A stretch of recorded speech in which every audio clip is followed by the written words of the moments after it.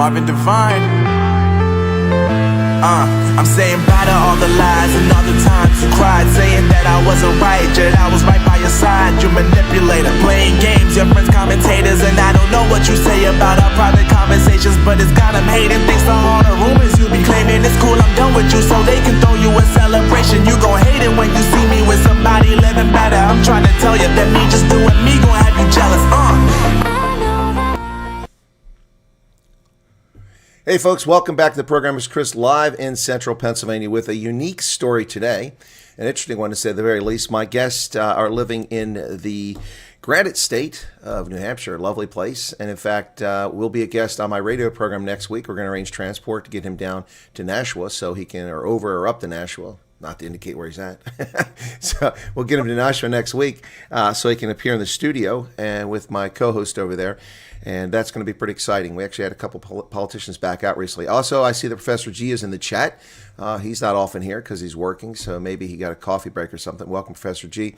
It's apropos that he's joining us today because our guest is a person who has followed a not-so-standard route for the refugee program. And yes, I am wearing rugby kit today. This is that 2027 Rugby World Cup, which I just recently scored tickets for after waiting 4 hours in the queue and getting knocked out twice and getting right back there, but got my tickets for the next World Cup in Australia. Anyway, so our guest today is from South Africa and his family. It's Neels, Julie, and Gareth and Chloe with us today, and we're going to talk about their experience where they left South Africa seeking asylum and have failed epically. Some of you may know the name, may have heard of the family previously. They were covered in the press in South Africa and in Irish Times and others. And they went back to South Africa and they applied for a refugee program. And lo and behold, son of a gun, look at this. They're sitting in the Granite state. Pretty cool, exciting stuff. I like that room. That's got like a half moon where it folds out into. That's pretty cool. All right, so Neels, welcome to the program. Hoe gaan dit? Dit gaat baie goed. Thank you, Colonel. Yeah, thanks for having us on. It's something I feel like I also owe you because you were the one that broke the news for us, and our story is slightly different, so might help some people out there. So yeah, thank you for having us. No, it's absolutely my pleasure. So let me just run through what I think the story is, and then I'll get a confirmation from Chloe. She can tell us whether it's true or not. You guys were in South Africa. Look at that smile on her face. What, you think you're going to get away with being in the interview but just sitting there looking lovely? No. You and Gareth are in the conversation too. I'll drag you in from time to time. So Chloe, you guys lived in South Africa. Your dad decided to take the family to Ireland. You correct me when I'm done. Decided to take the family to Ireland because things were bad in South Africa and he was concerned about your safety. Went to Ireland. It didn't work out. They wouldn't give asylum or they tried to deport your family. You went back to South Africa. Your dad applied for this program, and now you find yourself in New Hampshire. Did I get it right? Talk, say yes. Yeah, you did. Okay, all right. So Neels, fill us in on the details now, because inquiring minds want to know. I mean, this is a story that from the very beginning, I caution people about applying for asylum, particularly those on H-2A visa here in America. I said, no, that's a fool's errand, man. Most refugee or most asylum cases are rejected. You have to prove it. It's an adversarial process. You have to, if from the outset you're presumed to be wrong or guilty or trying to be an economic migrant, so you have to prove it. Whereas being a refugee, you simply have to be in South Africa, be an Afrikaner or a racial minority living in South Africa, and articulate your case. So I've always advised against it. Some other people have said, no, it's not good to go back to South Africa because then you undermine your argument that it's dangerous to be in South Africa. I've disagreed with that based on the premise. So I'm curious about your situation. So why don't you, Neels, why don't you tell us how this all unfolded? And if I'll interrupt occasionally, just when I think it's appropriate, okay? Yeah, sure. Yeah, just stop me when you want to ask or say something. Otherwise, I might just keep going like a train. So credit where credit's due, first of all. And I'm so glad he's on the call, Professor G. Thank you for your insights. You've been really helpful to us along the way. And you, Chris, with your analysis about whether it be a good idea to go from Ireland or apply from Ireland, which from your analysis and from Professor G, and I must say we emailed him directly, he got right back to us and he cautioned us as well. But when he found out basically our case is a bit unique. So we didn't, I think we didn't divulge too much to Professor G at the time. We just said, would it be possible from Ireland to apply. And he said, no, it's not going to be possible. So here's the catch for everybody that's watching. If you're in another country, if you are in Netherlands, if you're in Australia, well, in Australia, you might not want to have to get out, but Ireland, Europe, anywhere, if you are there and you are firmly settled, you've got a job, they've given you papers, or by some miracle your asylum case has succeeded, because often they do get a success rate there. And I'll go a little bit more into that later, who the type of people is that they actually want it. Then if you are declined, if the country like Ireland was unwilling to help us, they rejected our claim. It went on for more than 2 years of appeals. Every time you get a rejection, you've got to appeal. Then you wait for 3 months and you live on edge. You're not allowed to work. You're not allowed to take part. You're waiting. So they don't give you a work permit. You got to wait until your case is resolved. So we were stuck in one little room. Gareth didn't come with us, but the three of us were in one room in a center, which is like an asylum center. They take various buildings and they turn them into these accommodation places. So we had one room with a little bathroom for 2 years. And so you go through the system hoping that your case is going to be accepted, because after all, you're giving them mountains of evidence. You're presenting them with so much evidence of what's going on in South Africa. You might know Gideon Joubert, which is an expert. We actually got a report from him as well, over 100-page detailed report, which we sent. So continuously we sent evidence in. And then you wait. Months go by, and then this horrible thing that a lot of people will experience that's in Ireland now, the brown envelope comes. You never see them face to face. The brown envelope comes, yet another denial. Then you're on with your solicitor. What do we do now? Oh, we're going to appeal again. So you get up to about 3 appeals, and then it sort of starts becoming game over. They start stopping your benefits, which we were getting like 32 euros, I think, per week per person in the beginning. So once you get that deportation notice, they stop all benefits. So this again is another let's boil the frog slowly happening in Europe.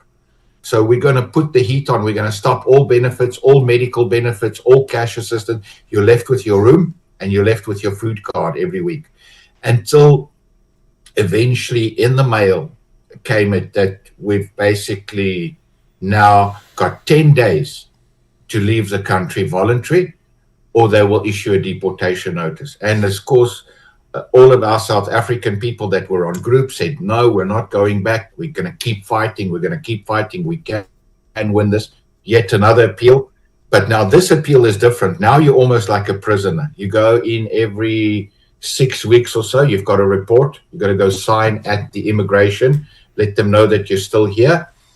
And then you just wait, because at any time they can decide, okay, today is your day, like what has happened with those group of people. We're going to take you and we're going to deport you. So you're on this deportation notice that at any day it can take place.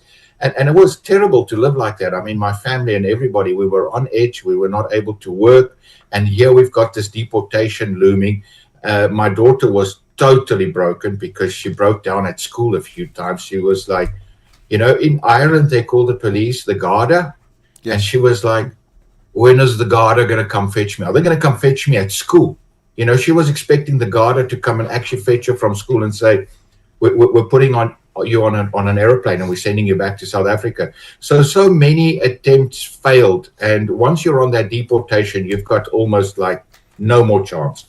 So we made the decision based on the refugee program. So President Trump's offer came at exactly the right time. When we were sitting there wondering what we should do, we reached out to Professor G. We were watching your show all the time. We got all the details, and we realized we are not firmly resettled. We're on a deportation order. Ireland is telling us to leave. They don't want us there. They're going to deport us. So we looked at that, and then we realized, okay, let's we got money together. We bought plane tickets, went back to South Africa. As soon as we landed, I think we landed at such a perfect timing, just as the statement of interest came out. As soon as we landed it, we filled it in.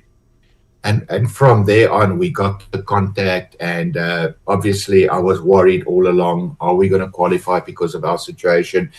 But, just doing my research and even going on to Grok said to me, Neels, you are the poster child for Asylum. You are the poster child because you've already tried to leave and you failed, and it shouldn't be a problem. And I kept listening to you, and I kept listening to Professor G, and I realized we had left a country that didn't want us there.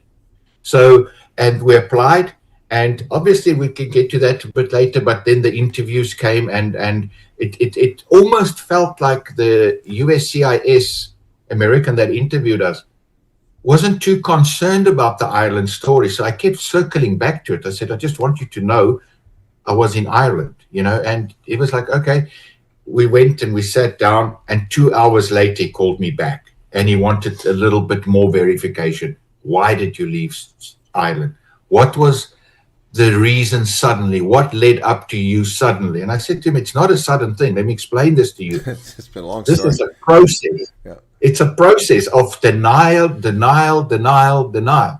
And so we just decided we don't want to be escorted by the police and being put on a plane. So we let the officials know that we're no longer prepared to fight. Please, can you arrange plane tickets for us? We're going back to South Africa.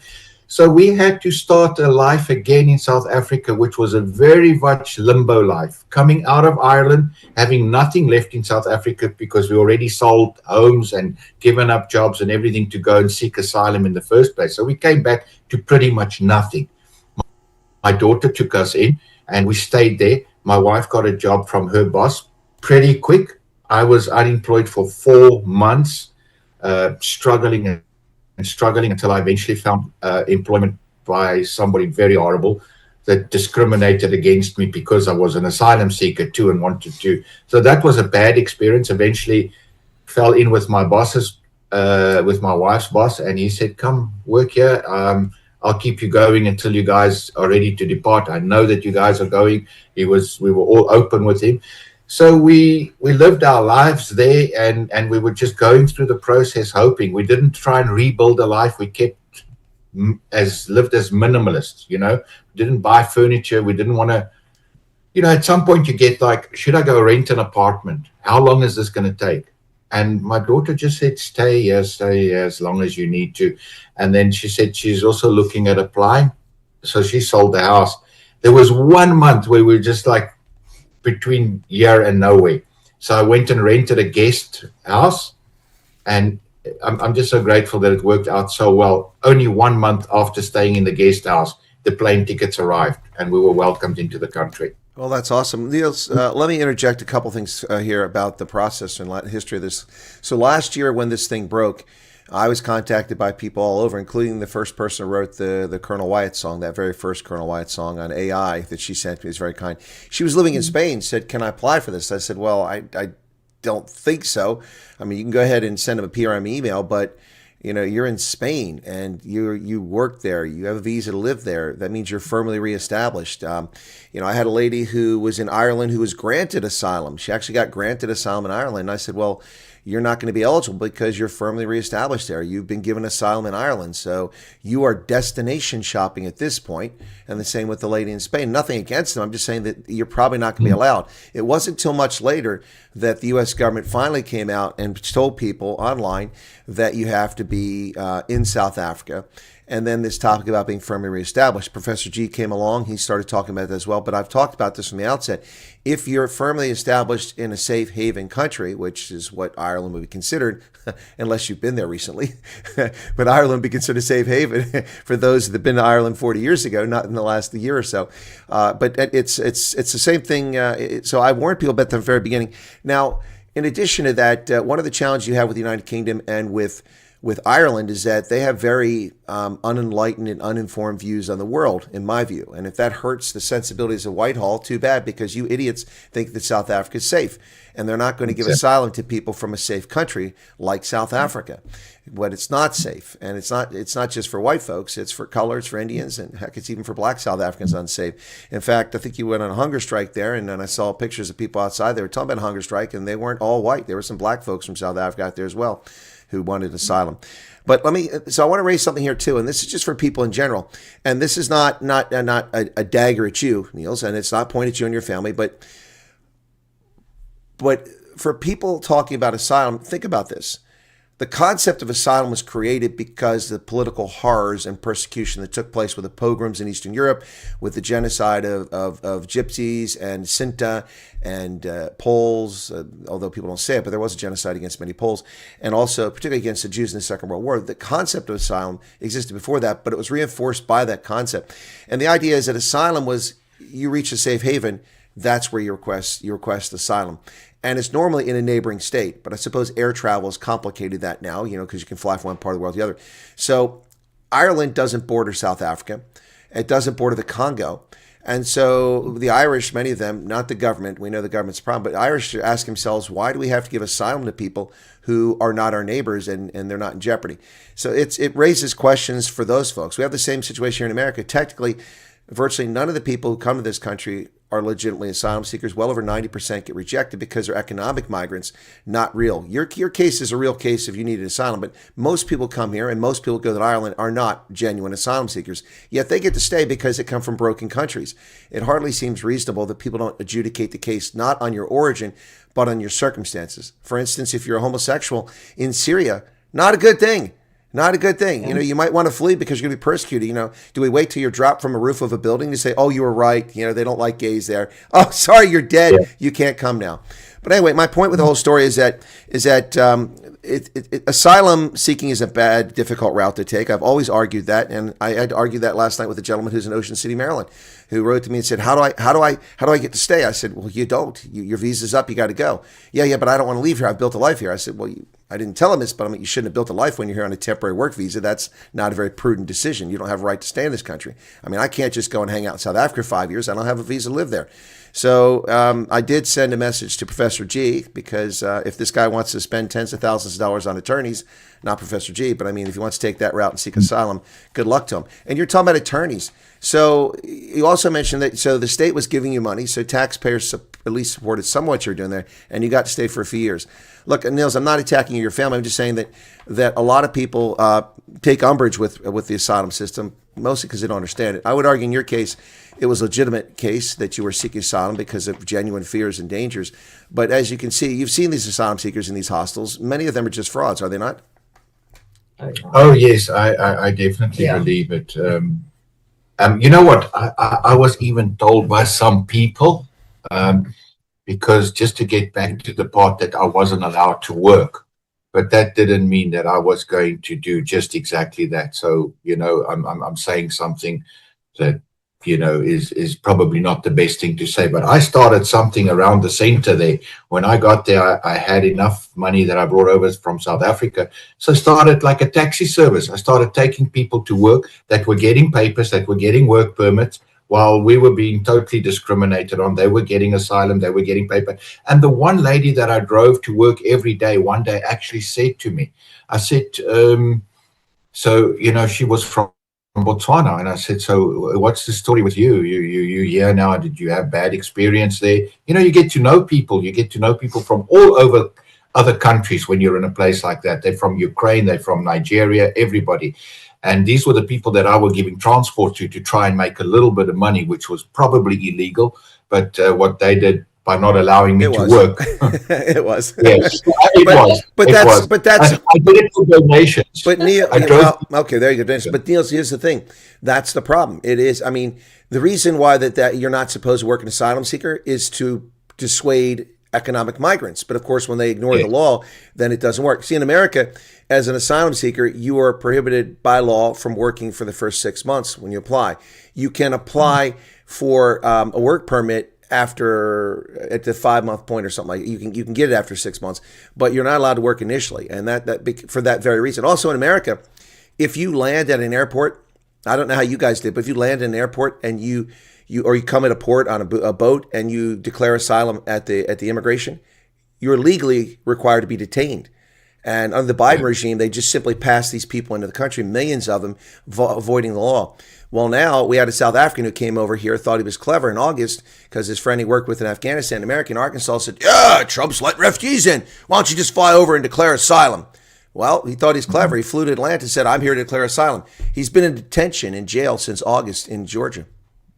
Yeah. So Chris, I mean, my intention wasn't to go there and break the law. I complied with the rules and the regulations. Niels, no, I got you. Look, again, not an attack on you. I don't want people to think this is adversarial. But I'm saying that the law, they set the laws up like that to dissuade things. Yeah. But then if your case drags on and on and on and on, at some point they ought to allow you to work. Exactly. This was what was unfair. Everybody else was working. So what they did is after 5 months of being there, you can apply for a work permit, which we saw everybody get. So what they did with the South Africans, they decided we're going to especially persecute you guys back. We're gonna fast track you. So we believe you're coming from a safe country and you don't have a valid case. So on the 3rd month, they gave us our first decline, which then meant that we're not able to qualify for a work permit. So I'm complying, I'm waiting, I'm applying for a work permit. After the 3rd month, our first decline. So now we're ineligible to work. Now I'm watching my daughter grow out of her clothing. It was just, something that I decided I'm going to help people get to work, those that can work. And if they're willing to offer a donation, then I will take the donation. But that's how I survived there. But just bringing back to the story. So I was driving the one lady to work and I said, "So what brings you here?" And she said to me, "No, I just wanted to relocate." I said, "What do you mean relocate? What did you tell them?" She says, I told them my husband wants to kill me." I said, "Really? Does he want to kill you?" She says, No, he doesn't want to kill me. She says, "I went to the police and I paid them to give me a report saying that he wants to." So we saw a lot of people there that it was questionable whether they were actually really there for anything serious. Because at that stage, we're the country with the 3rd highest crime compared to anybody else there that's been granted asylum and we're being refused. Yeah, no, I'm with you, Niels. And see, that's one of the actual justifications for it, but people don't really get into it. They think it's, fleeing from, being arrested for kangaroo courts for political purposes or fleeing a war.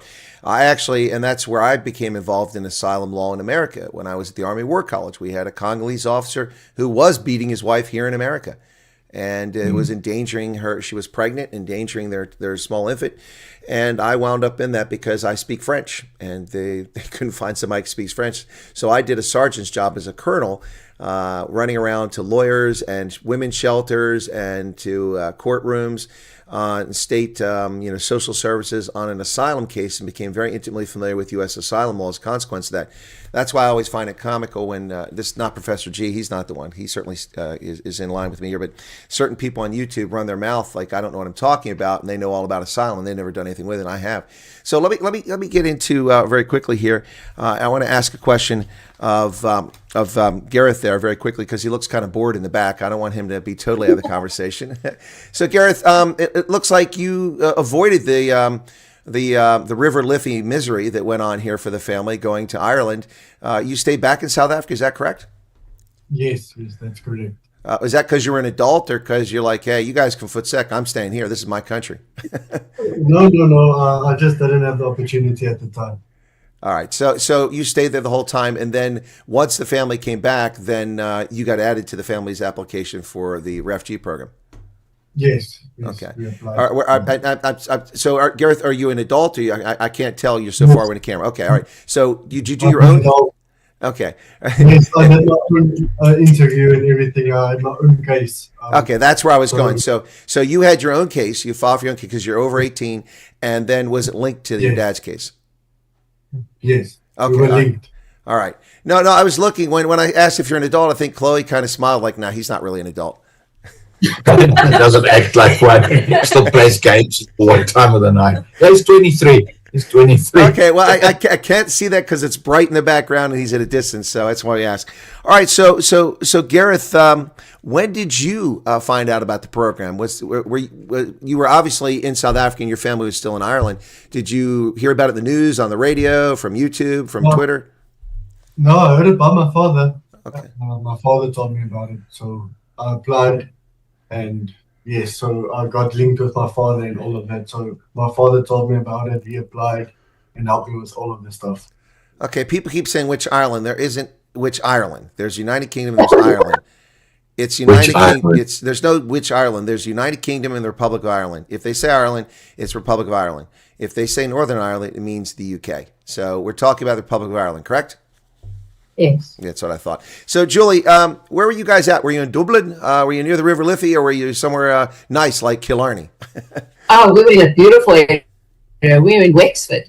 Oh, Wexford's not bad. I've been there, Wexford, and Oh, it's beautiful. Yeah. You got the Wexford, and what's the other one where the crystal's at? They make the crystal down there. I can't remember. Anyway, but yeah, okay, that's a lovely area. So, how did you wind up there? Was it just where you landed, or I mean, I know there's no flights there.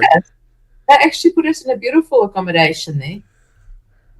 So the government puts you in accommodation. Yeah. Okay. So let me ask you this question, Julie. When this whole thing started, I don't know, when was this? So probably about what, 2022, 2023 that you guys went to Ireland? When was it?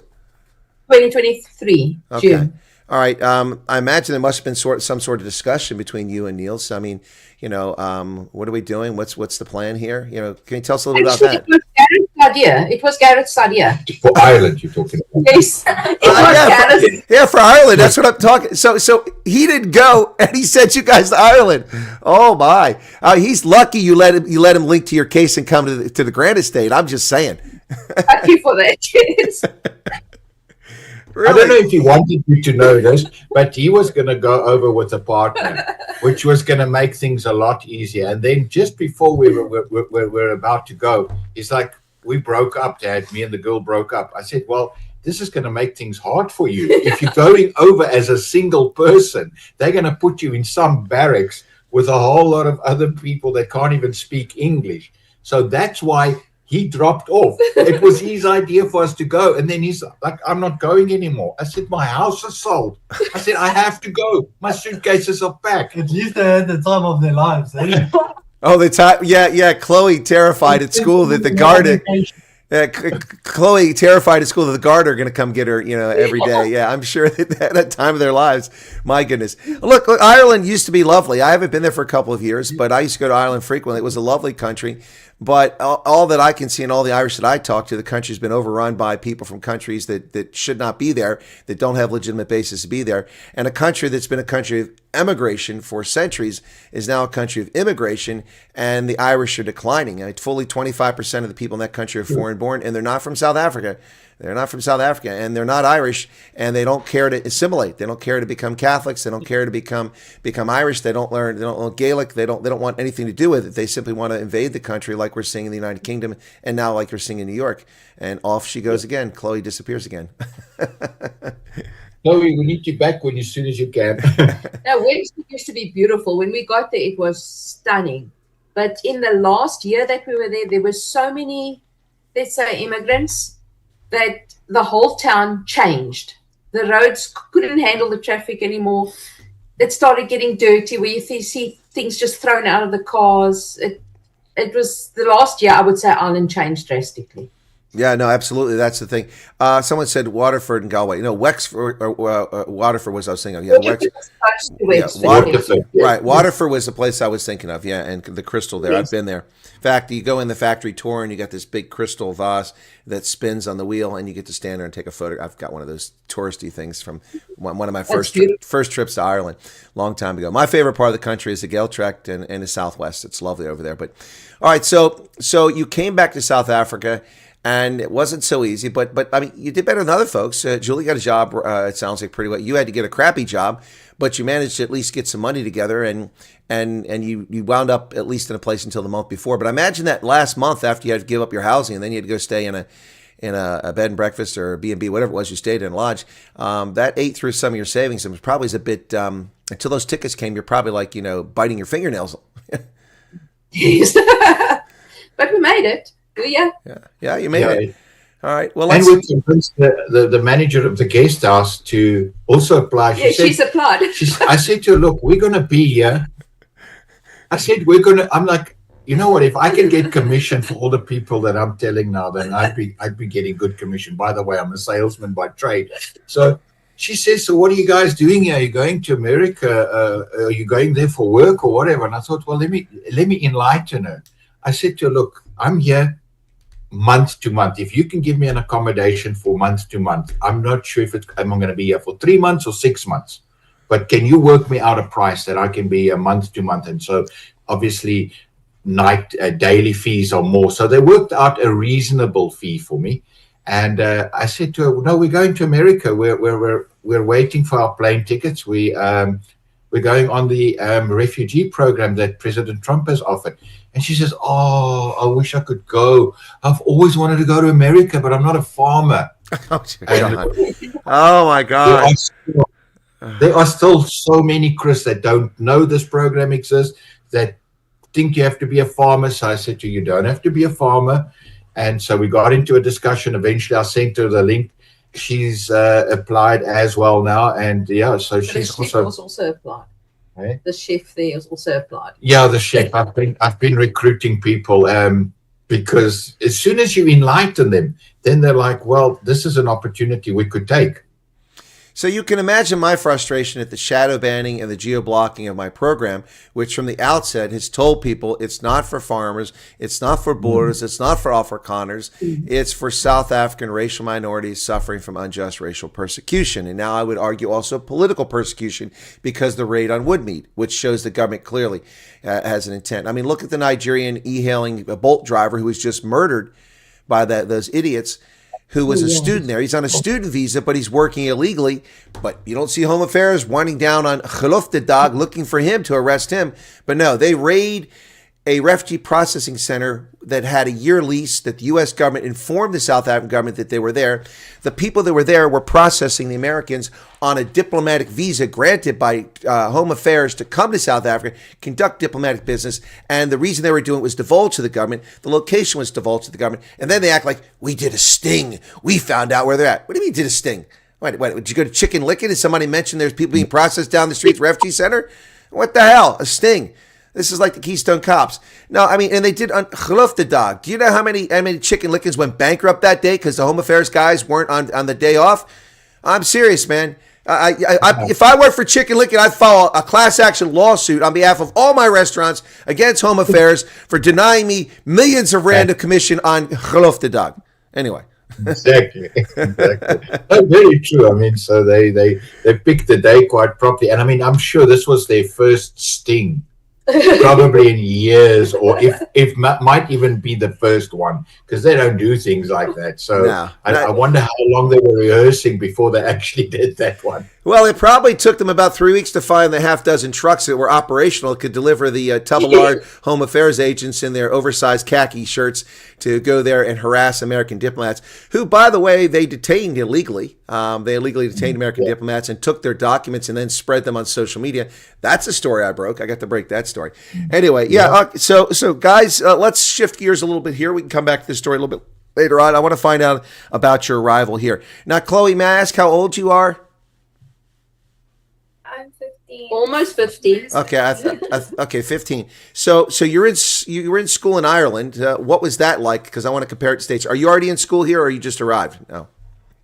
We're just waiting for them to put me into school now. All right. So probably next week. How was your school in Ireland? My school in Ireland was really nice. Okay, boy. You know, Neels, I got to say, it's just kind of a little bit of that Irish brogue in her voice there. It's not really not. I know, we're trying to get it out of her. Yeah, it's trying, and we're here now, so it's hopefully going to change. Maybe she'll take the American accent on soon because, yeah, she got stuck with it just for 2 years. The Irish twang is there. I don't know. Well, here's the scary part, Julie. Your daughter grew up with a South African accent, gone to Ireland, corrupted that accent. Now she's coming to America, corrupting it. Before you know it, she's going to sound like a Kiwi. You're speaking gibberish. You're speaking gibberish. Now, what I do with her now, I say, Chloe, just say it as any sentence in Afrikaans, and then speak in English to me. So that you can just get in the groove. Speak Afrikaans a while and then go over. Okay, so she's not in school yet. Okay, but that's coming. Okay, all right. They're coming. Yeah, okay. They came to see us already. They're talking about vaccinations that they need to check and do medicals with her first, because apparently Manchester's very strict with that. Well, normally most school, if not all school districts, require that sort of thing. You can't go to school without producing. Although unless you're an illegal alien, then they just let you into school. But when I went to school at the age of 4, first grade, we had to produce immunization records for me to go to school. And you might be saying, what were you doing first grade and 4? Well, because my birthday is Christmas Day, I either had to do it then or wait till I'm almost 6. So yeah, so they let me start when I was 4 and had produced immunization records to go to school. That's the norm, and that's because childhood diseases. Right now we have a rampant outbreak in several states in this country of measles because these illegals have come across the border without immunizations, and these kind, loving liberals have put them in our schools without requiring the same standards that they require of American students, and now they're spreading this pestilence all around the country. I seriously doubt that she's going to bring any pestilence. It looks like she's survived most of her childhood in one piece. So where are you guys from again in South Africa? Benoni. Yeah, so Johannesburg, mate, the region of Johannesburg. Benoni. Somebody mentioned me in Benoni yesterday. No. That's a line from during the COVID scam. There was those guys from Cape Town. They made that little thing where they were pretending to be the viruses, and the one is the new variant, and she's all famous. The press, the paparazzi. I'm all the rage. And he goes, the gay guy goes, somebody mentioned me in Benoni yesterday. So it was pretty funny. Sorry, that's Goals, I think is the name of this little acting troupe down there in Cape Town. That was the funniest thing. That made me laugh so hard I almost wet myself several times. All right, so Gareth, what do you do? Do you have an affectation, a career field, or were you just taking work as you could find it in South Africa? I used to do was in construction, the civil area, laying down pipes and welding the HCPE pipes back in South Africa. So which is nice about being here is I could do what I've always wanted to do, and that's become a firefighter. Oh, okay. All right. Well, getting away from construction, that's not what your heart was at. Your heart was being a firefighter. Well, yeah, that's great. In Pennsylvania, most of our firefighters are volunteers. We do have paid departments in big municipal areas, but unfortunately, that's something that's dying off in America. For a couple centuries, our firefighters have been overwhelmingly, except in metropolitan areas, overwhelmingly volunteers. But people don't volunteer in America anymore. It's dying off. It's a real shame. We've had to consolidate many fire departments and fire stations, and so they have a much larger area to cover now, which delays their response time because fewer and fewer people do it. I was going to do it. Even at my advanced age of 35, once again this year, I was going to become a firefighter after retiring from the Army. But then my hip started giving me trouble, and you can't be going into a burning building when I can only walk on one hip. So I've had to postpone that idea. But so you want to become a firefighter? Have you already looked into it at the possibilities?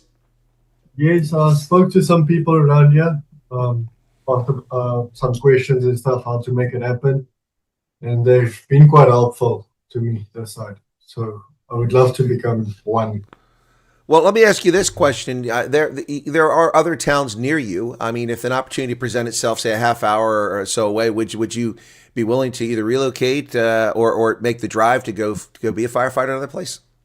Yes, definitely. Okay. Well, I ask. I mean, I have no promises. I don't have any connections in the fire department, but I know a few people in New Hampshire. Let me ask around and see if we can't maybe figure something out and help out in that respect. So much. Well, again, no promises. I'm not promising anything. I'm just saying I'll ask. The former candidate for Senate up there is a retired one-star Special Forces general who's a dear friend of mine who ran for the Senate office and unfortunately didn't win. But he's a reserve police officer, and through those connections, maybe he can help out. Brigadier General Don Bolden. Or Bolduc, excuse me, Bolduc, not Bolden, Bolduc. So I'll reach out to him and see if maybe we can find something out. Anyway, so people are loving to watch my videos, and so Ananda says Benoni has a beautiful fire brigade. Well, that's lovely, but they're not in Benoni anymore, so not relevant.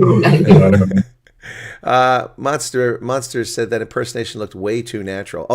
You talking about my impersonation of the gay actor from Cape Town? Hey! There's nothing wrong with that. Anyway, Islanders, refugees, by the way, they qualify. We saw that. yeah. No, you just got to out yourself, and you can get asylum in Ireland. Yeah. So just, but if you're not caught in a gay club and they follow you around, you're in the wrong club. You might be in trouble. Yeah. So Neels, what's your affectation? What's your career field before you went on this adventure to Ireland? This trip that didn't pan out thanks to your son's bad advice. Yes, thank you, Gary. Welcome. And he ended up telling everybody else that I abandoned him, just by the way, Oh my goodness. Out there. But no, I've been in sales for like 30 years, sales rep on the road for 30 years, which I've had my few unpleasant experiences in South Africa, gun pointing, and while you're trying to work, they want your wallet, they want your phone, and then you're stranded. That happened more than 2 or 3 times. So I was doing that.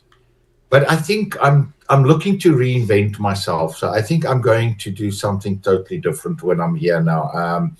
I don't want to go back into sales. I've had a good life with the corporate experience, but with sales, it's a roller coaster. It's up and down. 1 month you're the hero, the next month you're the zero. You're chasing targets, and so it's a good career to be in. But I'm looking for a simplistic life, Chris. You won't believe it. I mean, I'm wanting to go deliver packages, or I want to become a forklift driver. Like you, I've also got a bad hip, so certain limitations I have with jobs. Also got a bad hip, so a forklift driver. And one of the things people keep laughing at, but I want to get into the funeral industry, drive around like a hearse, because I've been driving around a lot of people that talk too much and give attitude. I'd like my passengers to be quiet.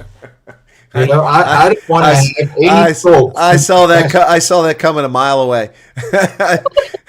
And you know what? My wife says I'm not a very safe driver. I've had some accidents. Well, not much of a risk with a cadaver in the back. Exactly. He can't be in much worse shape if I do end up in a collision. He's not going to be in worse shape. So Neels, listen, I'm going to tell you, again, don't take offense, but I have to say that I think your decision to change careers is a good one, because I'm not at all convinced of your sales ability. You couldn't sell this. You couldn't sell this asylum case to the Irish to save your life.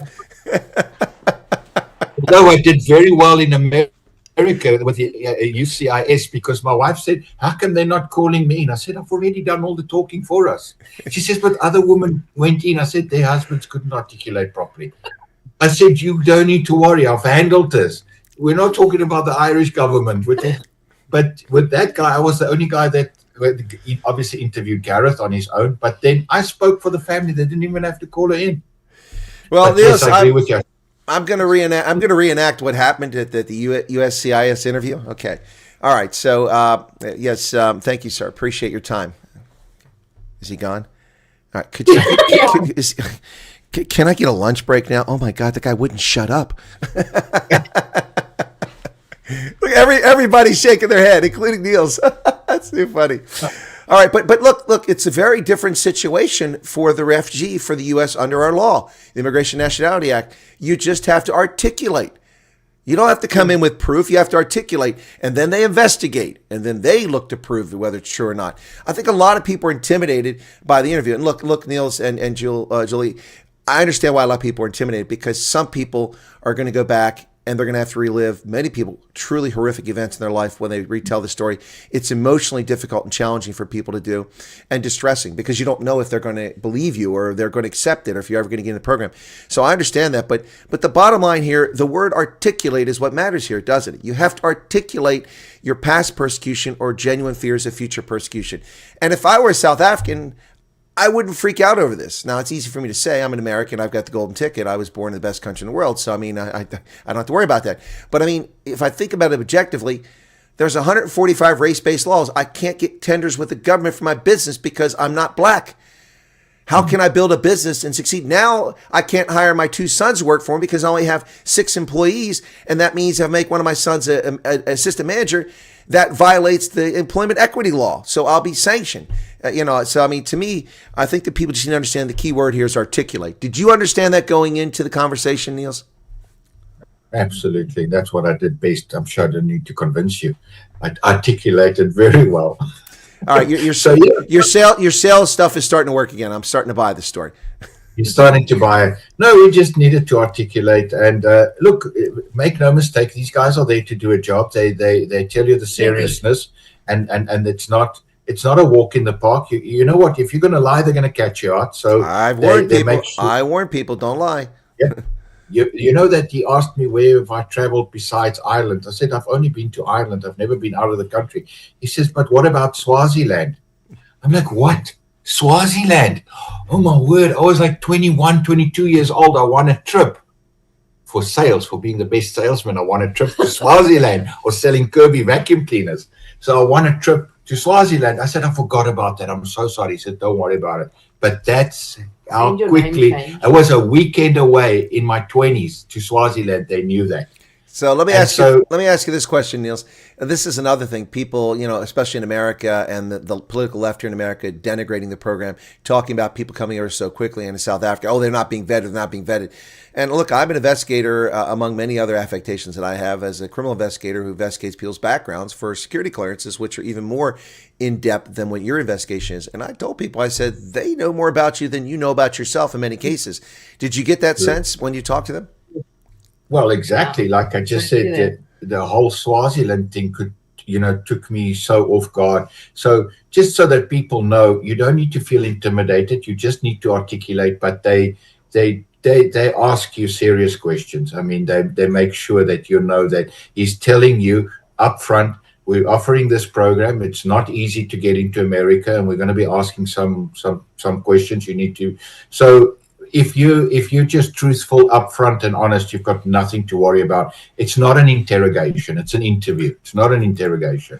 Well, that's an important statement. I appreciate you saying that. I've said it before, but people a lot of times just don't want to believe me until they go through it. So I'm glad that you shared that. All right, let's shift gears a little bit, guys. I want to talk about your arrival in America. So you finally get back to South Africa and then get the hell out of South Africa, and you come to America and you go to the Granite State. Were you greeted by, let me get through a list here. Were you greeted by a refugee case officer at the airport? Did they take you to a temporary accommodation and or your permanent accommodation? Did they give you any cash assistance or food? And oh, by the way, you came from a warm southern hemisphere summer to a freezing cold winter. And looking outside right now as the snow continues to fall, you probably need some warm weather kit. K-Way puffer jackets don't keep you warm in North America. No. So did all of that happen or not? So tell me about that, Julie. What was the situation? We had a very long flight. We went from South Africa to Paris with a 5-hour layover. We were met there by IM officers. They actually guided us to our next gate. Then from there, we went through to Atlanta. They also met us, and they took us to a hotel where we spent the night. And then Friday morning, we went back to the airport to fly to Charlotte. And while waiting there, we got onto the plane. We were on for about an hour, and Gareth finally got a window seat. He finally got a window seat. So it comes. He fell asleep while we waited for the flight to take off. But now the flight didn't take off. We were told to go get another flight, so we had to get off. So we waked him up and we said, come. And he thought we landed in Charlotte, and he's missed this whole flight. I just wanted to see the window. I just wanted a window seat all along. I finally got one. I missed it. Oh, I thought I missed it. He fell asleep holding a Monster energy drink. So we got off, and he gets into the airport, and he says, but it looks the same as the other airport. You should have messed with it from there. Yeah, but they all look like this in America. A while to figure out, we never took off. No, seriously, Julie, look, he's the one that made you go to Ireland. Look how that turned out. Should have. I need to get him back for that. Exactly. Done with paper yet. Yes. But yeah, from there we got off, and then they put on us on another flight to Washington, D.C.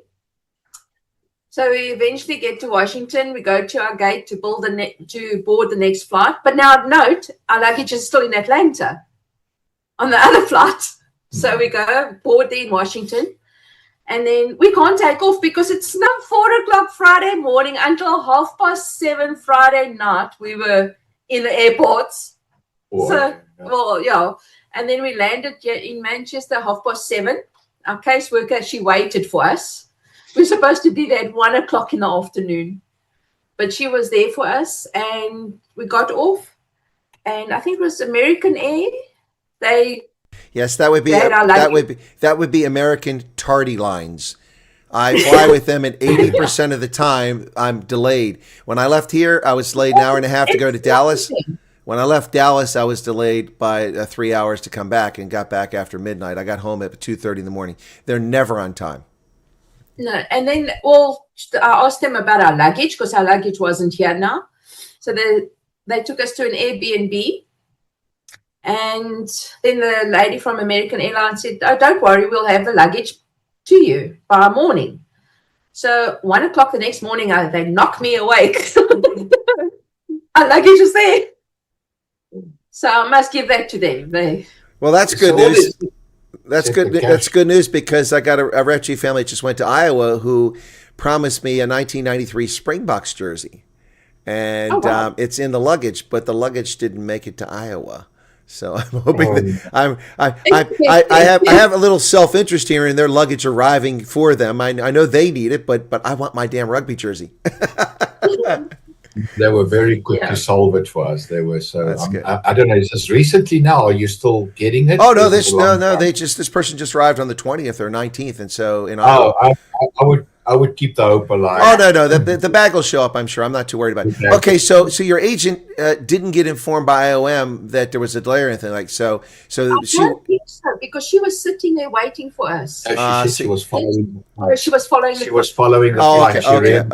Okay. Yeah, no, because we had the situation where the people got abandoned in Frankfurt by IOM and nobody was informed just a couple weeks ago, and then they were all freaking out, reaching out, and then I wound up contacting 3 case officers, 2 of whom never responded, and the third one who actually spoke to up in Utica, New York, and because I spoke to him, he went into the computer system and saw there was no update from IOM about the people being delayed in Frankfurt for another day, not just for a flight, but another day, because those flights come once a day. And so because I contacted him, he had contacted IOM, and then they eventually reached out to all the refugee case officers around the country who were waiting on refugees, and they weren't coming. The system needs to be cleaned up a little bit. So that's why I was curious. Okay, so you got greeted by a refugee, Julie. What else? Did you get cash assistance? Was there food? Did you get put in a hotel? Were there cockroaches? Were you fighting against rats? What's going on? We don't talk about cockroaches. Okay, so... When we got there, we were put into an Airbnb, a beautiful place. I wish they hadn't put us in there because then I would have been more prepared for my permanent residence. Well, maybe if they had put you in the Airbnb, you wouldn't be spoiled because it was so nice, eh? They spoiled us. And then I think it was the following week, Thursday, we got our accommodation. But they said because we needed a 3-bedroom, it was more difficult to get. So we're in a building that was built in 1901. And it feels like with all original fittings still. So new construction.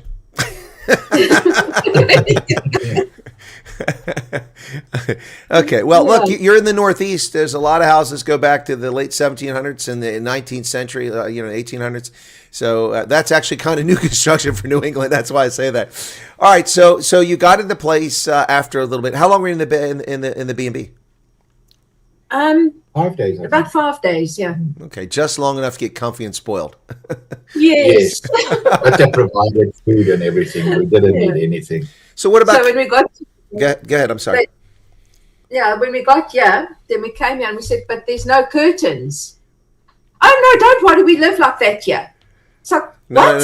No, we don't live like that here. I think what she meant to say is that when you get to a house, they don't come with curtains. You have to put blinds in or put curtains in. That's an American thing. I don't know it. We also have round doorknobs. The Germans have handles, So I always when you're a soldier in America and you go to Germany and you talk about America and you talk to the Germans, you say America is the land of round doorknobs because they're not accustomed to round doorknobs. They're accustomed to the handles. So anyway, but yeah, so it's just an American thing. And a lot of South Africans are taken aback by that. I probably should have mentioned it last year. Not that it would have made much difference because you're not going to bring curtains with you in your suitcase, but something to expect. Because I've had several South Africans, oh my God, I can't live here. There's no curtains. I'm like, so get some.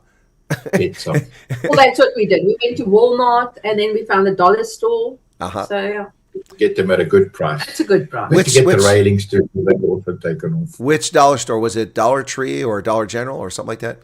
Family Dollar. Family Dollar. That's another one. Yeah, there used to be 5 of those big chains, but that's the 3 that are kind of still around. Yep, look, Family Dollar is a good play. Look, I mean, you get smaller portions of things, but you get reasonable prices compared to what you'll pay in the other shops. So, all right. So, did you get cash assistance? No. we have received SNAP that we're busy with now. They've actually approved us for SNAP for 4 months. I think she said 3 or 4 months. And they have approved us for cash assistance, but they're waiting on our lease and utility bills. And the caseworker is supposed to come see us today to sort all that out. Okay, well, that's good. No, so that's interesting, and I've talked about this because the law is very confusing. The big beautiful bill about whether people get food stamps or not, SNAP. I mean, it's confused. Some people have arrived; they're not getting it in some states, and in the same town, other people got it who arrived. I don't know what's going on. So if they process you and you get it, fantastic. That's good to hear. They told us we don't get it. Yeah, they told us you're not going to get it. Not going to get it. Well, I mean, that's what the law apparently says, but apparently it's not being processed that way. So, look, I mean, if they're going to offer it to you, take it. You got to get established. That saves a little bit of coin in your pocket until you get where you're going. So, and until you get that guy back there, working as a firefighter, bringing some money in, after he railroaded you into going to Ireland, he ought to contribute a little bit there. So I don't get some cash out of it. I don't think we're gonna let Gareth forget that you guys went to Ireland. Look at Chloe, like, no way, man. No, but Chloe, I mean, other than worrying about the Garda, Chloe, I mean, at least you enjoyed school. You said that was pretty awesome. Yeah, I had great friends. Okay, do you stay in touch with them now? Yeah, I do. Okay, so that's a good thing, actually. I made new friends as well. We're not going to take any responsibility. Yeah, it might be just best to stay out of that one. But Chloe, your friends in Ireland, what have they said? I mean, you went back to South Africa, now you're in America. They must be like, what the heck is going on? So, they're pretty happy that I'm in America. Like, my one friend, Lorraine, she's like, you're living the American dream, like the teenage dream. Well, that's probably true, but I think that, if you follow the television model, that includes, Louis Vuitton and Christian Louboutins and Rodeo Drive in Beverly Hills, but which is a little far away from where you guys are. Yes. All right. Everything feels far away at this stage. But she's got the other image in her head from the television movies where, should I not tell him? Oh, okay. No, come on, fess up.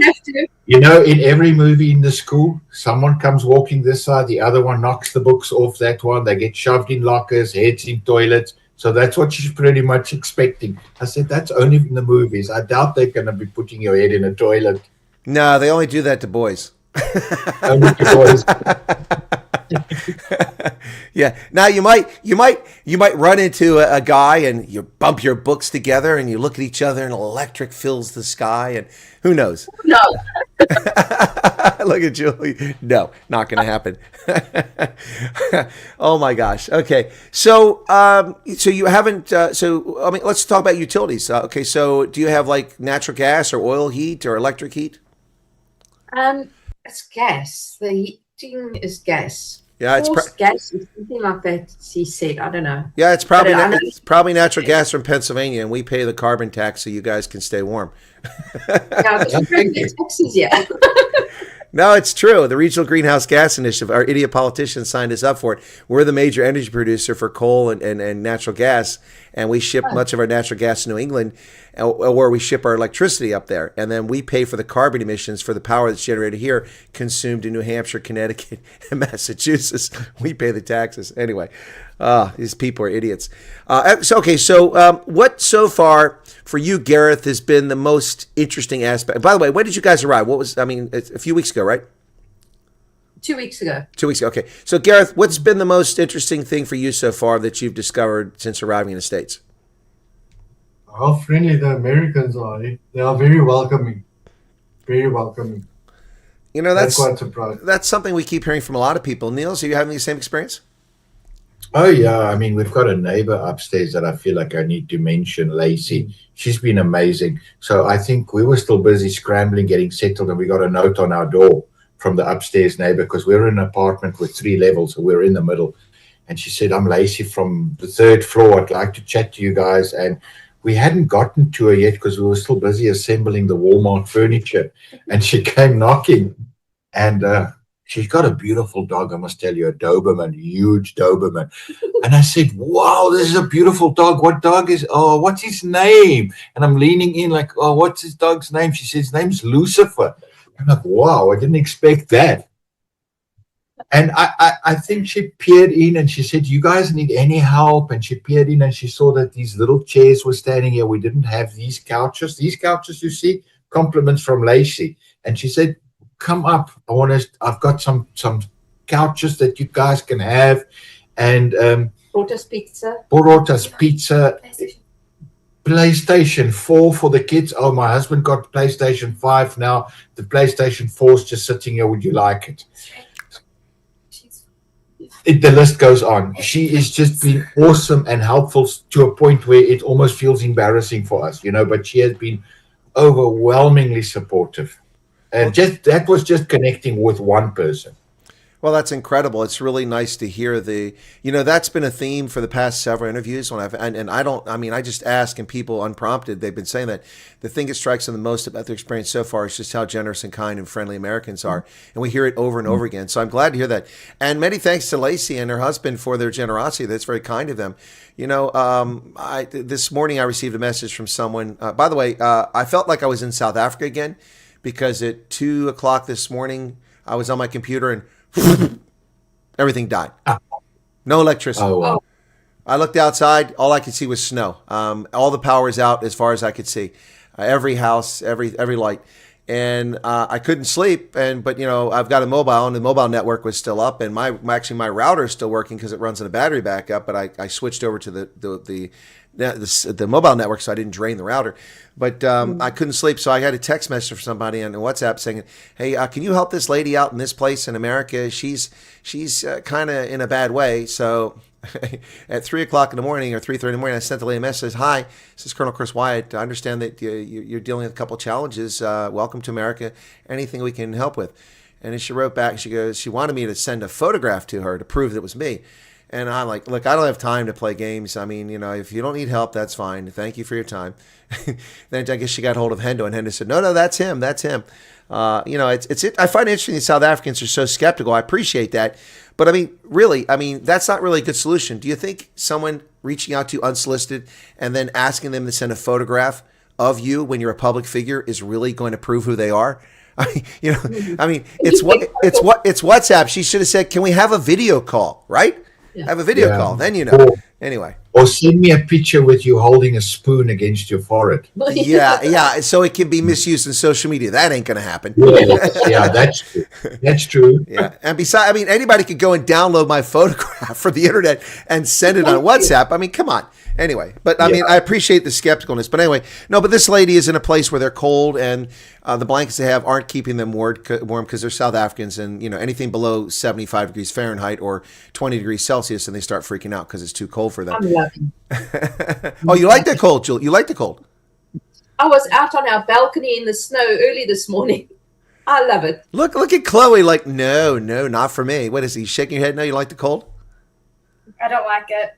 Yeah, but you guys were in Ireland. That's not exactly, Barbados. No, but here it's surprisingly freezing. Well, yeah, this is a real country with real seasons.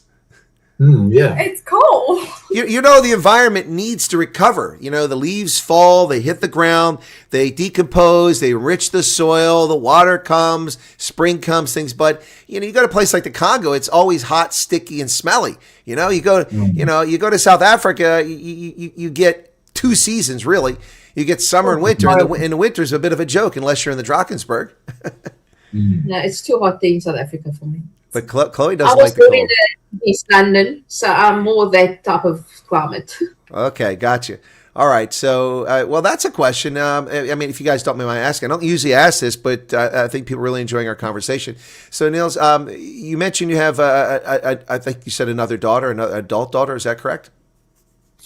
Yeah, we have a few because Julie and I both been married previously. That's where I was going. So you've both had practice marriages to get it right. Exactly. And the kids are yours, mine, and ours. So this one's ours together. So together, we've got 6 kids. Six? Dear God! What are you, Irish? No, why do you went to Ireland? You're Irish Catholics. No, I'm just happy that I'm on par with Steve Hofmeyer. Because I don't want him to break my record. No. If Hofmeyer has another child, then I've got to have another one. No, I know. I know, Steve. You're not even close. It's not even a competition. You're not even close to Elon Musk, and he's way behind Steve. So that's my only regret, though, that I never saw Steve Hofmeyr perform live in South Africa. I'm a huge fan of Hofmeyr. I'm working on that, Niels. I'm working on that. Yeah. I'm convincing. I'm convincing Steve Hofmeyr. But I just don't want you to have more kids than me. So it's too late for that, and by 20 years at least. No, I'm convincing Steve to do a U.S. tour. So. That would be nice. Good. That'll be awesome. Yeah. So we've got other kids. We've got one in Germany. Okay. One has taken. He packed up first before any of us. 4 years ago. 4 years ago, he was the first to say, "I'm out of here," and he left South Africa, went to Germany. He's doing very well there. And then I have another daughter that this breaks me. This breaks me. Her husband has decided they're going to the UK. I don't want to comment too much on that. You got a choice between UK and America. Are they going to UK as immigrants or as asylum seekers? His father is there, so they're going to try and go over as immigrants, and get work and all of that. But good luck with that. Anyway, obviously, I'm disappointed. I would have loved them to be here. They've chosen the UK. So, and then we have another older daughter that is sort of the one that sold the house, that's thinking about still doing it, but I think she needs a bit more convincing. It is a big decision, and not a lot of people are ready to make it. She's waiting for us to settle, so that once we settle, then she's going to come over. Well, here's a little advice. Maybe you should have her talk to the reception clerk and the cook at the guest house. Obviously, Neil's sales ability convinced them pretty quickly. Yeah, I'm recruiting people. If I was to get to make commission, there's a lot of other people that I'm not going to mention, but I mean, I'm recruiting them. I'm telling them about the land of opportunity. You don't have to keep suffering anymore. It's just. Yeah, and then we have another daughter, Michaela, which we'll figure out later on with her if she's going to also come. But for now, it's the 4 of us. So 2 kids out of 6. One is already in Germany. So we need to bring out the others as well. I don't want my daughter to go to the UK, but I can't pretty much stop them. This almost sounds like the Brady Bunch, his and hers, and you bring them together. But mine out. Exactly. But listen, hey, Chloe, I can relate to your situation. I'm the eldest, and I have half siblings from my mother having kids with my stepfather, and I've also got not with my stepfather, and also have step siblings who aren't related by blood. So I grew up kind of in a blended sort of thing too. So there's 3 of us that are all from the same 2 parents. I'm the eldest. I was born at Christmas. My sister was born on Thanksgiving Day that year because it's the last Thursday of the month, and that was Thanksgiving when she was born.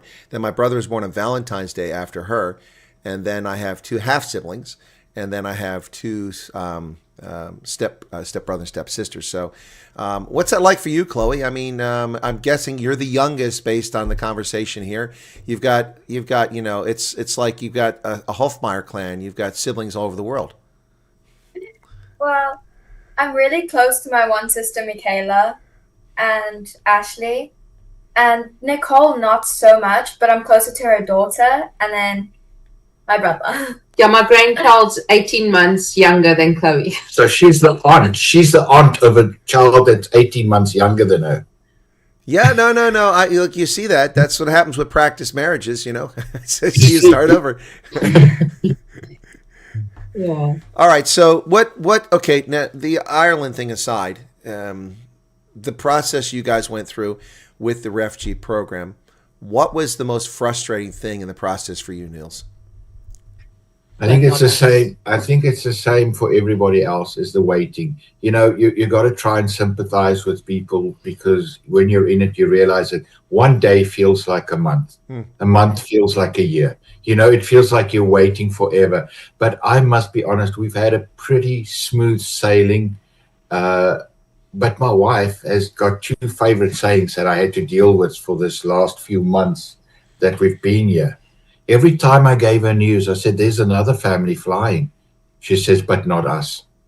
Every time I said something good, she says, yeah, but not us, but not us. And I'm like, it's going to be us soon. It's just the waiting. You know what? I can tell you something. Some people aren't even prepared to do the paperwork and the form. That already gets them like, nah, I'm going to go passports, unabridged marriage certificates. I got to fill all this in. That is not a problem. If you want to get out of South Africa, that's a breeze. You do that in an afternoon and you book your passports and that. But it's the waiting in between. When you're ready to leave and you just don't know when that date is going to come, because sometimes you hear some news 2 weeks apart, other times it's 3 months apart, you know, for the next step. Portal. Don't watch the portal. No, you've said it too. Don't watch the My Case portal. Watch it. That's going to drive you mad. We got our tickets. I was actually checking all the time to see approval, because Gareth got approval. He got approval, email, everything. And now we were stressing now because we weren't getting anything. So I'm watching, and ours still says nothing. Then eventually we got tickets. Oh, you're going to fly in a week's time. Skipped a couple of processes, of notifications.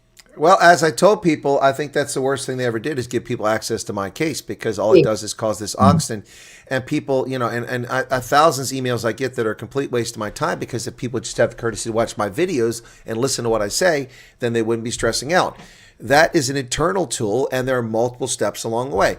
Because somebody completes their portion of the investigation, goes in, updates it, then it says completed. That doesn't mean it's completed, because there's another portion that comes out, but you don't see the entire data path because it's not presented on the portal. But behind the scenes, the people running it can see that it's not complete.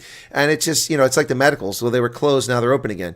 You know, I mean, we've got Mad Max is here, and his portal says awaiting, you know, adjudication or something like that. You know, he's already been here for a week. You know, it's not healthy. The other thing that's not healthy is these Facebook and WhatsApp groups with all these ferrayas who are trying to pretend that they're refugees, convincing people, or refugees who are privileged and arrogant little turds, and there are some out there who run around. I had someone that posted in a group that said, you know, after all these flights just got canceled from the 23rd of February, from today until the 9th of March, people are freaking out, and we're trying to help people who are in a desperate situation, who don't have resources. So I offered to get them food socks. It's at no cost. It gets shipped to you. You don't even have to go out and get it. It's delivered to you, so you don't even put yourself at risk. At no cost. We're paying for this. And Food Socks is doing it out of the generosity of their heart. And they're working extra time to help dozens of families. And so we offer that. And then we said, we'll try to help you get accommodation, but with hundreds of families, that's going to be very difficult to do. Anyway, so this lady, I presume this lady, goes and whines on Facebook in a closed group and attacks Food Socks, calls them a pyramid scheme and how they're profiting off the misery of people. And they don't understand, you know, I wouldn't feed this to my dog. And they insult us. I'm like, are you serious? No one told you to no one told you to take it. No one asked for your opinion. And you want to undermine another South African who, with their generosity of their good nature and heart. Look, when I contacted Neels, when I contacted Food Socks, it was like Lacey upstairs. I contacted Carl van Blerk. I said, hey, Carl, listen, I got a problem here. I got people whose flights were canceled because the government shut down now. These are people who have no car. They have no house. A lot of them have no money. They were going to fly in a day or 2 or 3 or 4 days or a week. Is there any chance you guys, because I know you have a charity, could you, before I even finish the sentence, Chris, I'll do it. Tell me who they are. Tell me, just verify who they are, and I'll send them food. There you go. See. And people attack that generosity. It's sickening. Yeah. Look, there's the one thing that you quoted a lot that I actually ended up quoting too. When was the bill signed? It was on the 7th of February. Well, it was an executive order, not a bill. It was the 7th of Executive February. order, sorry. 7th of February at about 5 p.m. But by 7:30, 7 o'clock, I was live broadcasting for 3 hours and 40 minutes. And this is the one thing people got to remember. As you've said it before, on the 6th of February, you had no option. You had nothing. Yep. So if you're getting some things and you've got hurdles in the you've got bumps in the road, you've still got something. On the 6th of February, there was no hope. No one wanted to help us in the world. Trust me, I went. No one wants to help us. So on the 6th of February, you had no hope. You had no chance. On the 7th of February, you were given an opportunity. You got to go through the stages. Everybody's going to have a different journey. There's going to definitely be bumps in the road. Someone might see a cockroach coming out from somewhere. Just freaking stomp on it. You know, get something done. I'm not saying live in unbearable circumstances, because I know some people are, but I keep going on social media and I have to keep stopping myself. When I see these ridiculous posts, I keep telling them, this is 2 or 3% of the people that have had this bad experience, because you're working with humans. You're working with people that just don't want to do their job. The rest of us are thriving. We're doing very well. We're being very well looked after. So it's the bumps in the road. You got to take it. But like you said, that's the best quote I can give anybody. On the 6th of February, we had nothing. Last year, 6th of February, there was no option. Well, yeah, exactly. So, and I tell people, if you don't want it, then go to Australia, go to New Zealand, go to the UK, go to Ireland, see how that goes for you. They don't want you. They don't want you. Yes. At least America wants you, and welcomes you. Yeah. It's and the other thing is, some of the stuff people moaning. Look, I mean, I lived in horrible conditions as a child during my childhood in housing complexes, low income, and different places. But I also lived in middle income, so my childhood was kind of up and down with socioeconomically. But I had some very bad experiences. But look, you live in a place. Let's say you've got cockroaches. Go to the frickin' hardware store or Walmart and buy Doom. Set the bomb off in your apartment. Leave the house, go for a walk in the snow, throw snowballs at each other, come back 2 hours later, open the windows, and then sweep up all the cockroaches, and then keep your place clean, and you won't have cockroaches. You may have inherited it from some dirt bag that was there before you, but you get rid of them. I get people who come over here. Now, there are legitimate cases. What was going on in Rochester was clearly egregious. No, they have been. Yeah, clearly egregious. But I get people that I wonder how these people could ever survive in South Africa, because they apparently aren't going to survive here, because people come to America and they're like, I can't stay here. It's unsafe. When did you arrive? This afternoon. And it's unsafe? What, did you see a shooting? Did somebody break into your house? No. I did my research. The crime is high here. And I look up the crime figures, and the crime is on par with a place where they tell me they want to go. It's the same level. And it's low, And then I get people, I can't work here. And so I look up the unemployment rate for that municipality, 3.9%. Yeah, but there's no jobs. I was told I can only do this. Okay, someone told you that. All right, let me go do research. And 5 minutes later, I found Starbucks in that town, a supervisor, position of manager, a barista, which is entry level, and then a shift supervisor. All jobs open right now. They pay immediate health benefits, dental benefits, things I don't get. I don't get dental vision. You get it at Starbucks. They give you a retirement plan the day you start. You get stock, 401k. Right into a retirement plan. At the age of 18 as a barista, you're making $16 to $20 an hour and getting all these benefits. Neels, I think you have the right approach. You want to change up, get out of sales. You're willing to start all over and build it from there. I mean, this shouldn't be complicated for somebody who has an 18 or 20-year-old in their household. Let them go work at Starbucks. Get some coin in the bank. It drives me nuts. And here's the thing, guys. Many of these people write to me. I guess they assume I've never been anywhere. Every single location in America, except Modesto, California, where somebody has told me they had a problem, I've been there. And I'm talking about dozens, if not hundreds of places where people said, I can't live here. This isn't right, Or what about this? I've been to these places, so you're not going to snow me. I know how it is. Yeah. Look, you're better off. Yeah, we're not in the best of areas in Manchester. We really aren't. The apartment we got was filthy. But we all climbed in, cleaned it up, and fixed it up. You make it livable. It's not permanent. It's temporary. There you go. Because you're starting over. Yeah. Yeah. And look, it's a lot harder to start over at 40 or 50 than it is at 20 or 25 or 30. But that's a reality. You aren't going to be murdered in your sleep tonight in Mpumalanga. That's the thing. We're not in the best areas, but we're still a lot safer. It's better. I would rather be here than living in South Africa, where I'm not going to sleep, where I'm awake every hour, checking through the windows. Yep. Now, here's the other thing, too. We want to ask, since you've gotten there just a couple weeks, what about Social Security numbers and EADs? Any progress on that, Neels? So that's the process is ongoing. Our agent already on day 2 or day 3, I think when you arrived the Friday, Monday, and she made the appointment. So we've got appointments for Social Securities on the 3rd of March. She hasn't come back. Maybe you can offer some advice. Someone said with this partial shutdown, it might affect that. Maybe that's not going to happen or to get moved. I don't know. You don't think anything like that? Social Security Administration is not part of or is it part of Homeland Security? I'm trying to remember where it's at, but Social Security Administration is opening. If you've got an appointment, then you'll have your appointment. That hasn't been canceled. So we've got that appointment. She told us up front, look, it's not going to happen in the next week. There is a little bit of the delays, That's the quickest we can get it. 3rd of March, you're going to all go in. We're going to come collect you. You're going to go get your social security numbers. And what was the other one? Yeah, these. Well, she hasn't come back with that. But yeah. She did apply. We received a pile of stuff like that through the mail the other day, which is we need them. We've asked them to come and help us figure out what does this do, what do they need, how does the SNAP benefits work. So we're not clueless, but we need a little bit of a hand. And they said they'll get to us today, but there's such a bad blizzard outside. If they don't come today, I'm sure we'll see them tomorrow. They've been pretty good, you know.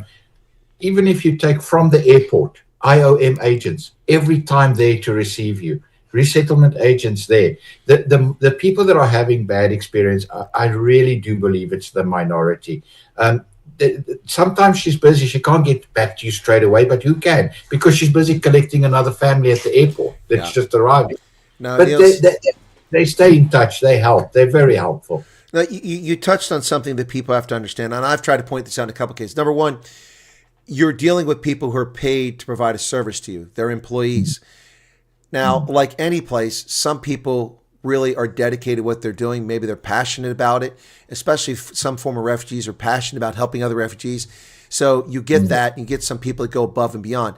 But I had a person complain to me about a dentist, or about needing to go to the dentist on a Sunday. And they called their refugee case officer, and the case officer didn't come get them.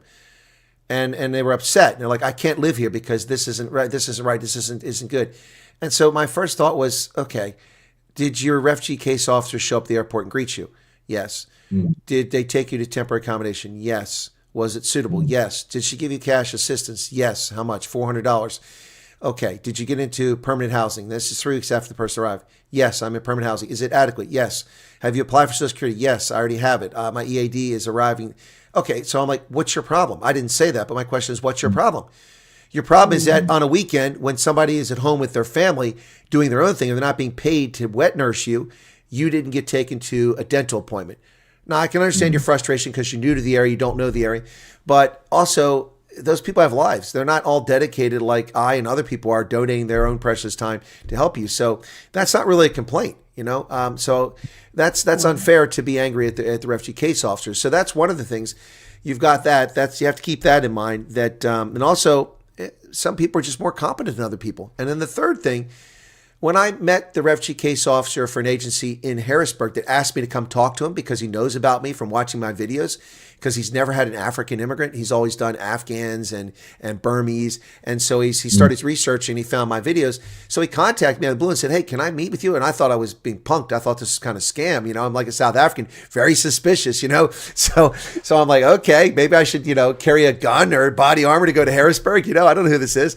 So I went to Harrisburg. I checked it out. He was a lovely guy. He's a Cuban who came over as a refugee from in-country refugee resettlement, like we've done with South Africans. And he has 35 cases. 35 cases. That's insane. Yeah. And he talks. Now he has cases that are a couple years old. They're still providing support. But even those cases, he talks to everyone at least once every 2 weeks that's been with him for 2 years. And the new people, he's with them every other day until they get settled. I think people have to understand that too. Some of these people have a lot on their plate. You know, there's a lot going on. And with these agencies receiving much less money because Trump froze the program last year globally, they had to let a lot of people go. So some people suddenly got an extra, 10 cases dumped on their desk, and they've got to deal with 10 more cases. So I think people need to be a little more understanding about what's going on here. I'm not defending the refugee resettlement agencies. I'm just trying to put this in context. But it sounds like your agent is trying, and you're getting the support you need at the moment. And she's an American. We're lucky. I know some people, I'm not saying that it's bad, but some people said they've received agencies that are foreigners maybe, and I'm not saying that all of those are going to not do their job, but we're so lucky. We've got an American girl, Megan, helping us, and Frank, he's new on board, and whenever she can't get to us, he's getting on, and we know that he's learning, he's still in training, but you know what? They cannot be there at a drop of a hat. These people are working. They've got other cases too, but they do get back to you. They do give you the assistance that you need. They do get you the help that you need. I'm just saying maybe we're lucky because we got really an American team on our side. And also I think in a sense they're grateful that we're coming, because she said to me, if it wasn't for you guys, we'd be out of a job because Trump's letting no one else in the country.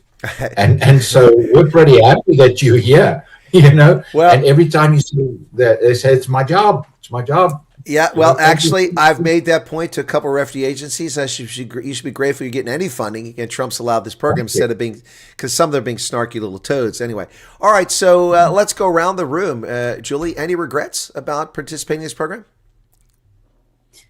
Just leaving the girls behind in South Africa, the grandkids, that's all. You know, that's normal. Leaving the country, nah. It's just a family. Yeah, that's tough. And I had understand. an amazing job. I had an amazing boss and colleagues. So, yeah, that's a bit of sad. But also, it's all right. It's good, yeah. That's good to hear. I need to deal with something in the chat. Truth seeker, no, stop it. You're talking nonsense. You don't know what you're talking about here. People applied later, better off now. People applied in February over here. People applied in March, April, May. People applied in May, June, July, August, September. They're already over here, just not all of them over here. Look at yourself and wonder why you've got a problem going on. Most people that come in here and say stuff like that have something in their background that's the reason why that they're not over here yet, that there's a thorough investigation going on into them. Also, the program is screwed up in some respects, is my analysis. I've been arguing that for months, and there's a pause now, which may very well be because the U.S. government's finally listening and says we can't keep screwing this up. So you need to stop spreading that nonsense in my chat because you're mistaken. All right, so Neels, any regrets about this? No, man, this is the land of opportunity. I want to just get my own flag because this is how much I love this country. I posted it on my status, the pledge to the American flag. And you know what? They laugh at me because the way I talk. I said, can you guys see how jacked up our military is? This is our military. You know, I feel like I've been here forever. That's my president. That's Marco Rubio. That's our state of, what is he, secretary. That's ours. That's our military. Don't mess with our military. So I've just adopted this country and then simulated, and I'm just super stoked to be here. I'm really happy. I miss also the children. I mean, but I'm very happy. And what I wanted to say, the message I really wanted to bring about was, if you're in Ireland or you're in Netherlands and you're applying for asylum there and they're giving you a hard time and they don't want you there, they're rejecting you, my advice to everybody that asks me personally, go back to South Africa, try and bite the bullet for a while and apply to come here. Don't stay in a place where they don't want you. We've been welcomed here and we're extremely grateful that we are here. No regrets whatsoever. Well, and that's exactly the argument I've been making for the past year plus. Go back to South Africa and apply there, and then take your chances, come over. That's your best bet. You know, there's also the risk that, in your case, you voluntarily left, but if you don't voluntarily left and they arrest and deport you, you risk your chances of being a refugee here because you run afoul of the law. In another country, you didn't follow their laws. So people listening to this in Ireland, the UK, Germany, France, who are going through this process right now, and you're getting rejected for an asylum claim, and you want to come to America because of what's happened to you in South Africa, you need to get your bum back to South Africa before you get arrested and deported, because that's not going to go well for you. All right, Chloe, you haven't started school yet, so, you know, it's maybe a little bit unfair. You've only been there 2 weeks, but any regrets, coming to America? No. Just miss my family, that's all, but like no regrets at all. Really happy I'm here. Cool beans. Now, a slightly different question for Gareth. Gareth, any regrets at sending your family off to misery in Ireland because you broke up with your girlfriend? Well, they enjoyed it. It seemed like they enjoyed it there for a while. So I'm happy for them. And now they're here as well. You brought us here, right?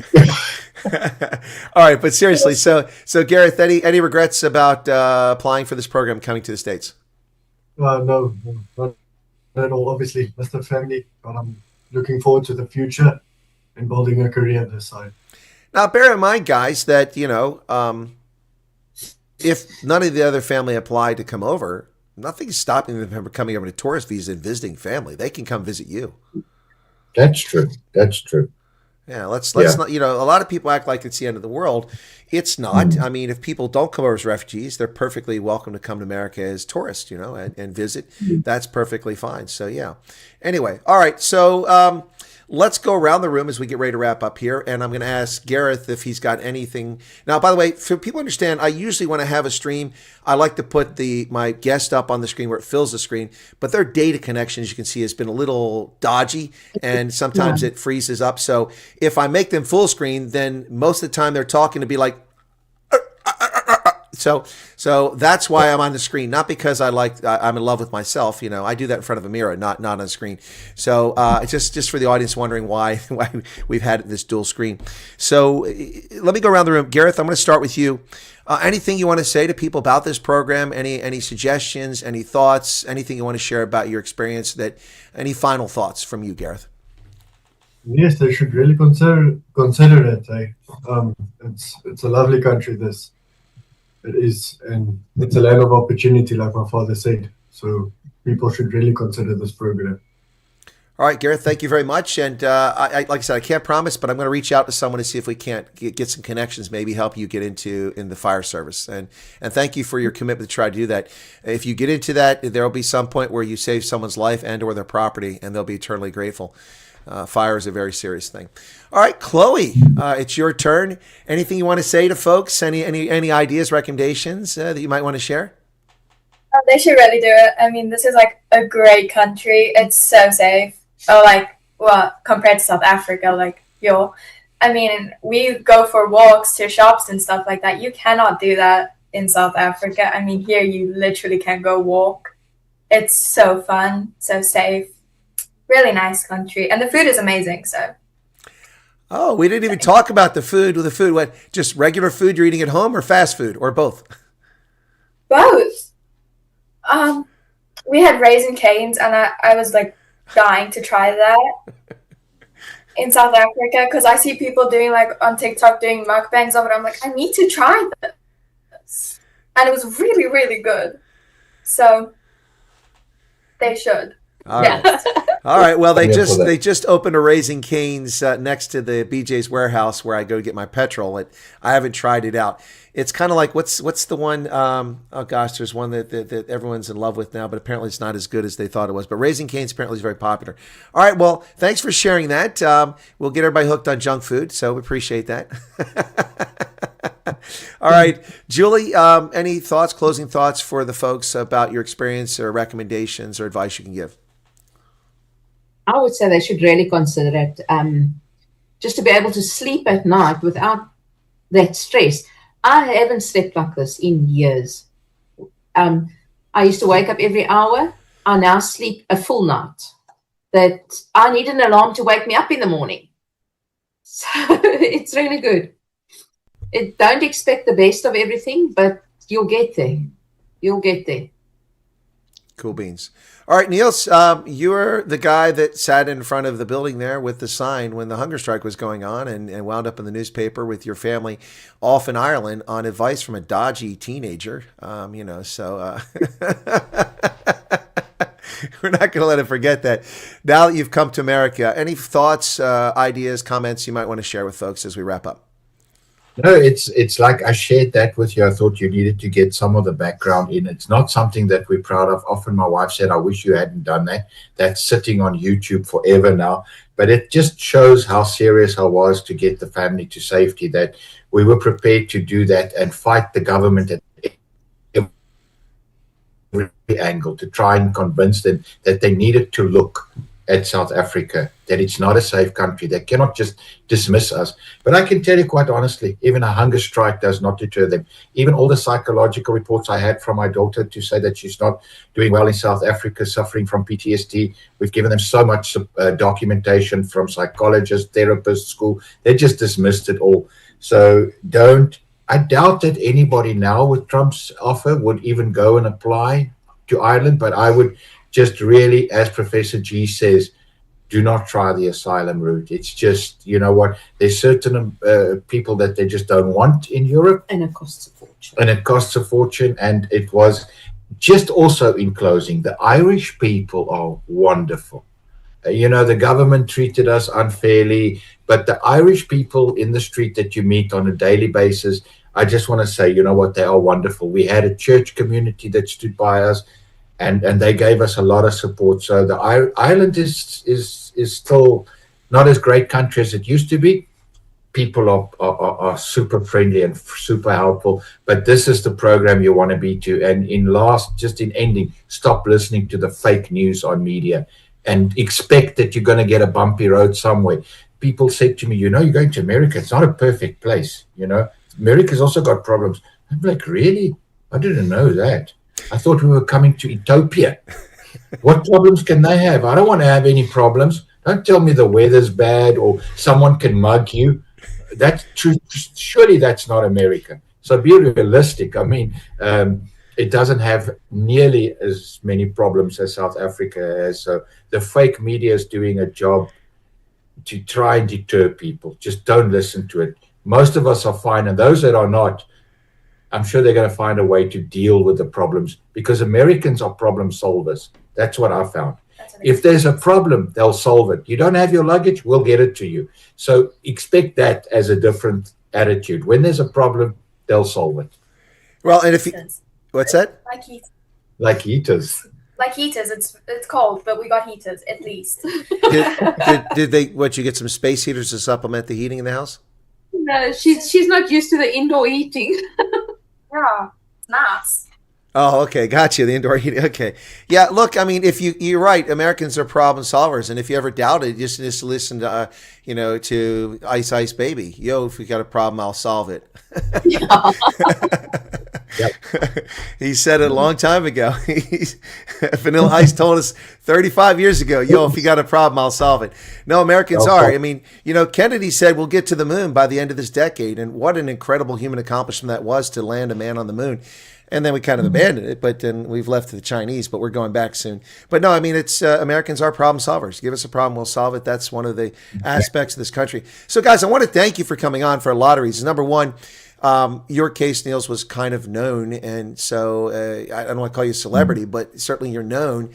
And also, this is a topic that needs to be discussed, that I've talked about, and people don't believe. They just want to take their chances. I've been telling people for a year, don't do asylum for all these reasons. And then I get something from a guy, last night. I mean, can you tell me how to get asylum? Are you serious? Are you serious? So it just doesn't work out very well. And also other people, and some, not Professor G, but some have attacked me on social media who know nothing about the asylum process yet claim they do and say it's the right route. And then, of course, you got people who conflate the legal term asylum with refugee, two completely different things legally. Yes, you want asylum as a refugee, but it's not the same thing. Anyway, so I want to thank you guys for coming out to tell your story for those reasons. Also, I know it's not so easy to do. And then another reason I want to thank you is that it's great to have people come on and prove that everything I analyzed and predicted ahead of time was 100% correct. It was. And we did hear it first from you. I did. Yeah. And how did we get to you? Yeah, that's via Ronaldo Close in COVID. He said, go listen to Chris Wyatt's channel. So we've been listening to you since 2019. She came down with the COVID was 2019. 2020. Yeah. Go listen to my friend Chris Wyatt. That's how we discovered you. So kudos to Ronaldo for putting us in, for letting us know about you. And she came up from the laundry room. She said, Chris Wyatt just said Trump signed an executive order. And it was really literally from you first that we heard it. And you have been correct in everything so far. So that's you broke the news to us. Well, if you guys have been watching since 2020, then you're OGs. I didn't even know that. All right, then I like it even more that you came on. That's awesome. Yeah. So here's the deal, okay? Apparently, I'm profiting from the refugees. I have some unknown business venture that I'm not aware of, so I'm making money off you. But one way I can make money off of you is now that the four of you are sitting here in America, if each of you turned your device on with your own YouTube accounts and watch the damn ads, then I'll get rich. I'll get 0.00001 cent each time you watch a video. So please watch the ads. No, that is. Don't do that. We'll do that. We'll watch the ads. We won't skip them. Thank you, Chloe. I trust you at that. You're a teenager. I know you'll watch it. No. Anyway, guys, this has been a lot of fun. Professor G says, Colonel, have you not made your millions yet? No, Professor G, I haven't got my residuals check. Have you gotten yours for all the work we do pro bono? All right, but no, thanks a lot, guys. It's a real pleasure to talk to you. I as the chat went on when we first started, I could see it was going to be a very interesting conversation. So I pushed my news report from 11 to 11:30, so it's a little bit later. All right, so next week we got to get transport to get you down to the station. I don't know, maybe you all want to go to the station. I don't know. I'll ask, but definitely we want to get Neels down there to talk on my radio program next week on Wednesday night. So we're going to work for transportation. We'll figure something out and get you down. You're not very far from the station, which is in Nashua. It's about half hour, 20-minute drive. We'll get you down there, and then you'll be on the radio. And so that'll be interesting next week. And we'll introduce you to a wider American audience. So there you go. Professor G says buy 0.98 cents per 1,000 views. Is it that much? You're getting 3 times as much as I do, Professor G. Must be because you're an attorney, a professional. Anyway. Stayed on. Glad he stayed on to listen. Between the two of you, you guys have really helped the journey for us. You know, you've been the news we needed to hear, because the media is awfully silent, you know, when it came to the program, and awfully skewed. So, you know, this was the place where we could and at least get facts. That's awesome. And I have to give a good shout out to Yale Tapper, who has now interrupted the broadcast 3 times to donate 50 memberships for people for this channel each time. We've just added 150 members in the last 20 minutes, thanks to Yale Tapper. Thank you for So you are profiting from us. So you are profiting from us. Okay. So let me put that in perspective, okay? Those 150 memberships are at $3 per membership, okay? $2.99. Oh, Of that, YouTube takes $1, so it's $1.99. Of the $1.99, Uncle Sugar and the state of Pennsylvania take 52% of that. So I get 98 cents of that $3. So I just made $98 maybe in a month from now. Should move to New Hampshire.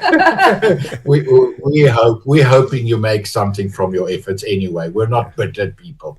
Well, I mean, deserve I was talking to someone last night. I said, look, this is not a refugee channel or a program. This wasn't created for the refugee program.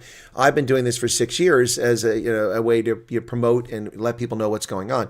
Anyway, no, the stuff's expensive. Last night I booked my flight to Las Vegas. The last time I flew to Vegas, I got out there for $280. $863 for my flight. Wow. Oh, that is pricey. And I usually rent my cars with Avis, but when the cheapest car they offered me for 4 days was $600 last night, I'm parting ways with Avis. I went and looked. I could find a budget car for $230, so I'll do that. No, look, this travel's not cheap.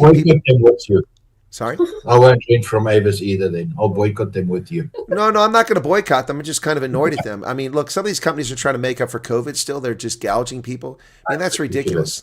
Now, to be fair, when you rent at an airport, you pay a lot more because usually half the price is the damn airport fees and taxes. But still, anyway.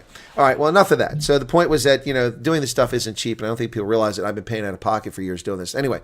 Expensive. I'll donate a kidney to help. Thank you so much, Arno Victus. But I don't want your kidney. I appreciate that. I suspect that maybe it's like your liver and you've had too much to drink. My liver is perfectly good, so I'm going to pass. I'll take his hip. Oh yeah, no, I'll take his hip too. Yeah, but as long as he's as tall as me. So that's my concern. If I let them replace my hip, the guy's going to measure it wrong, and I'm going to walk like Quasimodo, with one leg shorter than the other. Exactly. Anyway, all right, guys, thank you so much. Have a lovely day. We'll be in touch, Neels, to get set up for next week. And I will be coming up to New England. There's refugees in New Hampshire, Connecticut, Massachusetts. So I'll be doing a trip probably in the summertime, but not soon. But anyway, I'll let you know. Right now, my trip to Pittsburgh is on for this weekend. Then I'm off to my trip for Vegas is at the end of the month to visit refugees out there. I've already been to Alabama, to Dallas, to Idaho, and to Rochester, New York. So this will be the 5th U.S. trip to visit refugees, and I'll be coming to New England with the density of folks filling in up there. You guys I've interviewed, plus the ladies in Connecticut, so I'm looking forward to it. And I hope that we get a chance to meet, and because I'm a huge fan of New Hampshire. It's one of the places I actually considered living in retirement, but I'm not retired, so I haven't moved there yet. The guy downstairs might be moving out, and we can get you in at the bottom floor. Not if there's cockroaches. Yeah. No kidding. Okay. You get rid of it. If you're in the neighborhood, pass by with to have a cup of coffee or whatever. Only if you shovel the sidewalk. You got to get outside and shovel now. We've done it. We're on it. Don't worry. Well, if you've done it, you know what? You could send Gareth over my way to shovel mine then. No problem. Okay. All right, guys. Take care. God bless and be well. Let's we'll obviously stay in touch. Okay. Cheers. Okay, we will. Okay. All right, folks.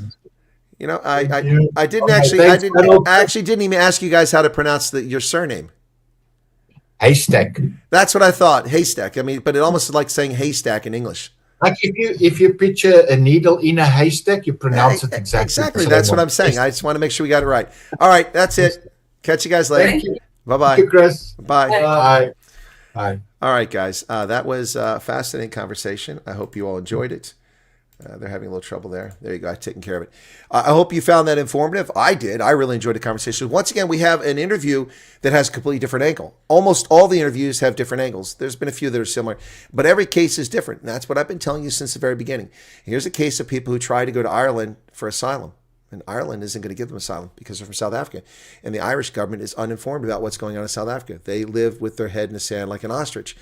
And they think that all is well in South Africa. So they deny asylum. And it's not a racial thing. They're denying asylum to black South Africans too. Meanwhile, giving it to a woman from Botswana who lied and said her husband was trying to beat her to death. She paid a cop to create a fake police report. And they bought it. That isn't just. That isn't fair. So, a different angle. I want to thank the Heystek family for coming on. It was very kind of them. I really appreciate them sharing their ventures. All of them, Neels, Julie, Gareth, and Chloe. It was fascinating to listen to all of them.